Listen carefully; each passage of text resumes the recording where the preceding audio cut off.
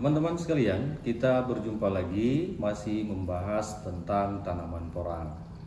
Ada satu tulisan di grup WA ataupun di grup FB yang menurut saya tulisan ini cukup mewakili dan menjawab pertanyaan-pertanyaan teman-teman yang beredar di video-video di grup WA, di grup FB yang hari ini saya coba akan analisis dan menurut saya ini sangat pas dengan apa yang kita alami sekarang ini. Saya tidak tahu ini ditulis oleh siapa, tapi ini sudah tersebar di tulisan-tulisan yang ada di grup FB dan WhatsApp. Mapping problem. Jadi mapping problem ini diharapkan teman-teman nanti bisa sama-sama kita menganalisa porang yang sedang tidak baik saja. Jadi judulnya ini porang yang sedang tidak baik-baik saja. Metode analisis dia SCQE, terus ada why kenapa, dan SWOT. Ini situation ini. Pertama, dia membahas realita atau fakta yang terjadi di lapangan. Satu, harga porang rendah, tidak sesuai dengan ekspektasi awal atau harapan awal.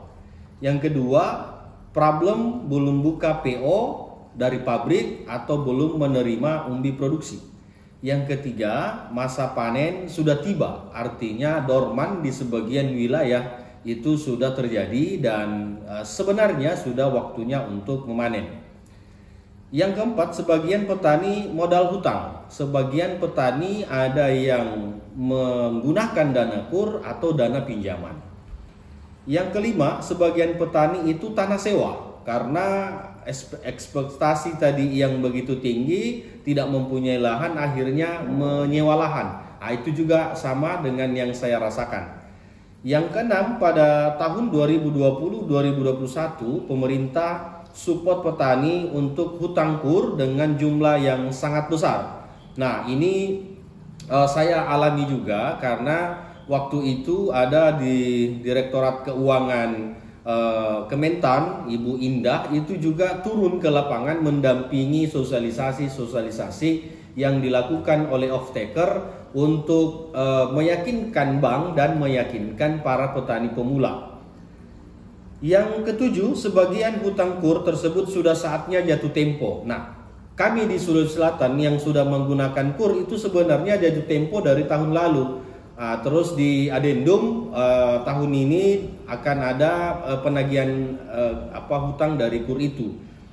Yang kedelapan, sebagian besar petani terjebak dengan metode budidaya biaya tinggi yang berasal dari bibit mahal, perawatan mahal, sewa lahan produktif yang mahal.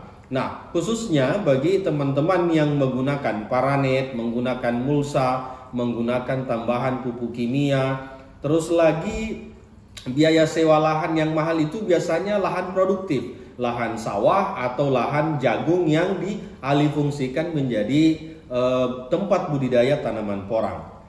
Complication atau ekspektasi. Satu, saatnya panen, pabrik buka bisa terima semua hasil panen seluruh petani dengan harga yang adil untuk semua pihak.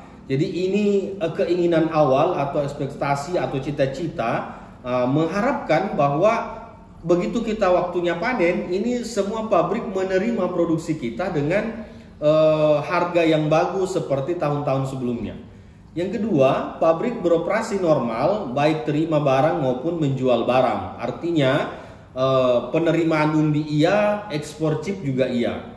Yang ketiga, semuanya diuntungkan atau setidaknya berjalan, baik petani, maklar, pabrik, bank, investor, eksportir, importir maupun pemerintah. Itu harapan awalnya kita seperti itu. Nah, question. Satu, kenapa bisa terjadi demikian? Apa penyebabnya? Yang kedua, apa solusinya? Jadi kenapa bisa terjadi harga seperti ini sekarang? Terus apa solusinya? Nah, answer itu satu, why, kenapa? Kenapa harga porang murah? Karena pabrik sebagai pembeli utama porang belum buka PO secara normal.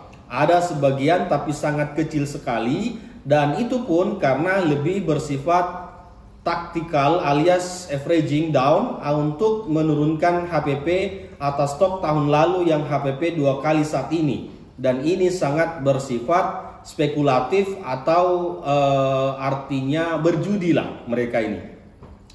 Yang kedua, kenapa pabrik belum beroperasi normal? Karena pengajuan hasil proses pabrik tidak bisa dijual karena ada kendala tidak bisa ekspor ke Cina sebagai pasar porang utama porang Indonesia.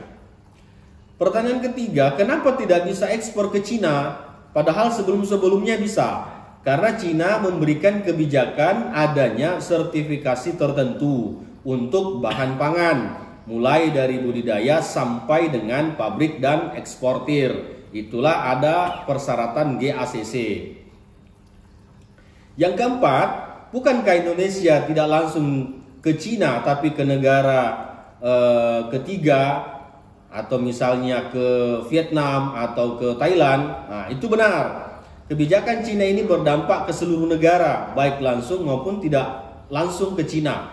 Karena sertifikasi mulai dari budidaya, makanya semua akan diharuskan sertifikasi lahan, termasuk negara ketiga tadi sekalipun. Negara ketiga itu maksudnya Vietnam, Thailand, dan Myanmar, seperti itu. Yang kelima, kenapa Cina menerapkan syarat tersebut? Perlu diketahui bahwa terutama untuk semua bahan pangan apapun dan untuk kebutuhan ekspor seluruh negara, keseluruhannya menerapkan sertifikasi bahwa bahan itu sehat dan aman untuk manusia. Tak kecuali negara luar yang mau ekspor ke Indonesia juga ada semacam syarat itu. Terlebih negara maju seperti Eropa, USA, Jepang, Aussie, Korea, Cina, dan lain-lain. Ini yang dimaksud adalah sertifikat grade food, itu maksudnya. Nah, itulah kenapa ada penerapan GACC. Yang keenam, kenapa pabrik belum punya sertifikasi? Apakah pabrik-pabrik di Indonesia sudah memiliki sertifikasi yang diminta? Nah, jawabannya ada yang sudah, ada yang belum. Nah, kemarin itu ada 9 pabrik yang sudah memenuhi standar sertifikasi rumah kemas. Nah, sebagian juga masih dalam proses pengurusan. Yang ketujuh, kenapa pabrik tidak paralel menunggu izin keluar dan membeli hasil panen petani?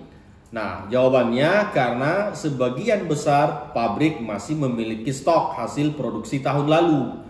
Dengan belum jelasnya timeline akan bisa ekspor kapan, maka terlalu berisiko bagi pabrik untuk menerima hasil panen.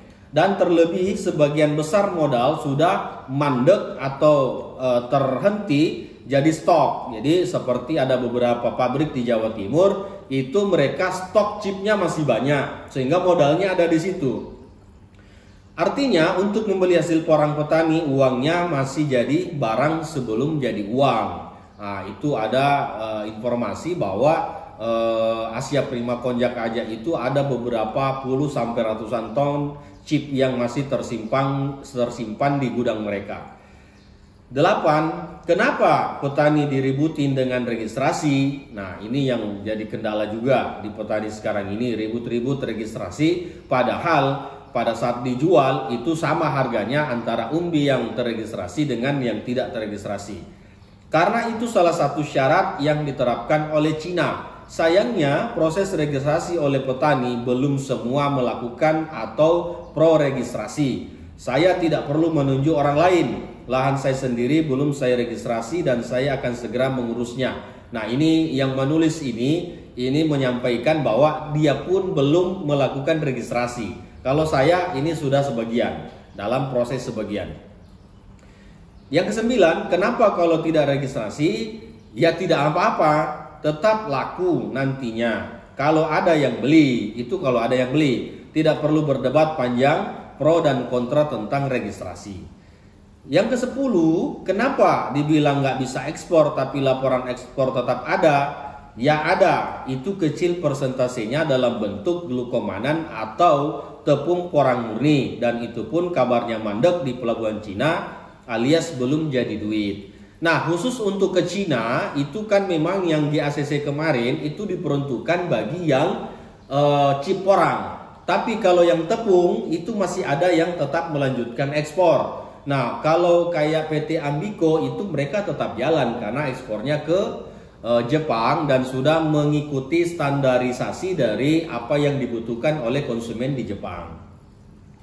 Yang ke-11, kenapa pemerintah tidak mengusahakan? Pemerintah ini sudah mengusahakan. Buktinya mereka sudah mengirimkan dari Balai Karantina Pertanian Indonesia, mengirimkan 9 perusahaan yang sudah lolos atau memiliki sertifikasi rumah kemas dan berikut registrasi lahan dari petaninya. Yang dilakukan pemerintah negosiasi dengan Cina untuk kelancaran ekspor, mendorong pabrik mengurus sertifikasi dan syarat lainnya, membantu petani registrasi kebun untuk usaha pemerintah sebesar apa dan seserius apa. Bisa Anda simpulkan sendiri dengan peran pemerintah dalam registrasi kebun Anda sendiri bagaimana. Ya memang faktanya di lapangan teman-teman penyuluh juga belum maksimal melakukan tugas sebagai penyuluh atau perpanjangan tangan dari Dinas Pertanian untuk merampungkan tentang registrasi lahan porang ini. Ada banyak kendalanya. Yang pertama itu adanya tugas yang menumpuk di penyuluh ini karena tidak hanya mengurusi porang. Yang kedua operasionalnya, karena untuk turun ini memang perlu operasional. Yang ketiga belum tersosialisasikannya secara masif ke daerah-daerah atau kabupaten dari provinsi tentang bagaimana cara meregistrasi lahan porang tersebut. Yang ke-12, kenapa harus ekspor ke Cina? Apakah Indonesia tidak ada pasarnya? Nah, ini pertanyaannya juga bagus. Pasar terbesar dunia itu memang lewat Cina. Indonesia pasarnya ada, kecil, yang langsung disuplai dari Indonesia. Cukup besar yang disuplai dari Cina. Kenapa? Karena teknologi dan kebijakan pembuat produk Cina lebih dipilih oleh pabrikan Indonesia. Seberapa besar pasar asli Indonesia? Masih kecil sekali, bahkan satu pabrik saja tidak cukup untuk menutup itu. Nah, kalau informasinya dalam beberapa pembicaraan para owner pabrik ini, Indonesia membutuhkan glukomanan kadar 90%. Nah, yang mampu memproduksi itu saat ini baru PT Ambiko dan menyusul PT Asia Prima Konjak. Tetapi kebutuhan Indonesia itu yang masih kurang, sehingga memang market harus lebih besar keluar. Yang ke-13, kenapa kemarin-kemarin permintaan Cina besar dan lancar? Apakah ini mafia atau permainan? Mungkin ini bisa jadi iya. Yang pasti selama ini porang Indonesia larinya ke Cina dalam bentuk chip, dalam bentuk konjak chip alias keripik porang. Proses step 1 yang hanya diiris dan dikeringkan, yang hasilnya jadi bahan baku glukomanan sebagai salah satu produk utama porang. Akan jadi beberapa turunan yang berbagai macam jenis dan kegunaan. Indonesia impor produk jadi seperti tepung glukomanan dan lain-lain. Terkait mafia saat ini bisa dibilang bukan dampak mafia atau permainan, namun ini strategi dan kebijakan dari negara Cina. Ini analisanya bisa bahwa itu permainan dari para produsen di sana, ataupun memang ada gejolak ada gejolak harga juga di sana. Kita tidak bisa atau belum bisa menyimpulkan. Yang ke-13, kenapa kita tergantung dengan Cina? Apakah permintaan atau bayar di Cina nggak ada? Buyer atau perusahaan yang mau membeli porang Indonesia ada dan antri, sama-sama menunggu keran ekspor impor dibuka. Kita tergantung Cina karena sejak dari awal Cina lah pasarnya, sedangkan Indonesia sendiri belum menjadikan porang salah satu bahan pangan utama. Ini baru cita-citanya Pak Jokowi, tapi belum terjadi. Justru Indonesia jadi pasar akhir porang dari Cina. Pemerintah pasti punya data impor hasil turunan porang, seharusnya bisa mengkondisikan namun situasi belum mendukung untuk membuka industri dalam negeri, mulai dari kebijakan pajak dan hilirisasi serta aturan yang mengikutinya. Ya, ini menurut informasi para produsen makanan, kosmetik, dan farmasi di Indonesia itu membutuhkan sekitar 2000 ton per tahun glukomanan murni kadar 90%. Kesimpulan, harga rendah, pabrik tutup, pabrik nggak bisa jual, ekspor mandek, kebijakan Cina. Nah, ini kesimpulannya. Terus apa solusinya? Satu, seluruh pihak berperan aktif, support komoditas porang sesuai porsi dan peran masing-masing, seperti petani, seluruh kebunnya diregistrasi dan menerapkan GAP dengan baik. Dinas Pertanian berperan aktif dalam membimbing registrasi kebun dan penerapan GAP oleh petani. Itu GAP atau GAP. Pabrik memproses sertifikasi packing house dan syarat lainnya untuk memperlancar ekspor.